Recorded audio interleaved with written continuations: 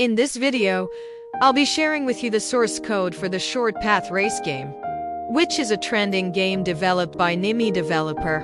This game requires quick reflexes, strategic thinking, and building skills as you race to collect stack pieces and build a tall stack tower to reach your destination.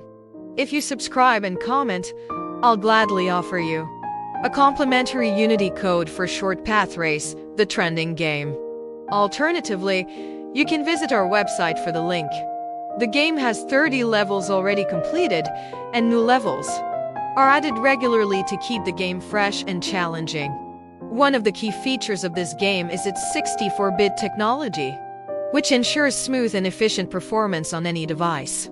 To get started with the game, you'll need to install the Unity engine by downloading the installer and following the instructions. Once installed, you'll need to import the necessary components to make your game work. In this video, I'll walk you through the basic components and features of the game, such as the gameplay mechanics and collision detection. I'll also show you how to create new levels and add content to the game. So, if you're looking for a fun and engaging game that will test your problem-solving skills, Short Path Race is the perfect game for you. Give it a try, and let me know what you think in the comments below.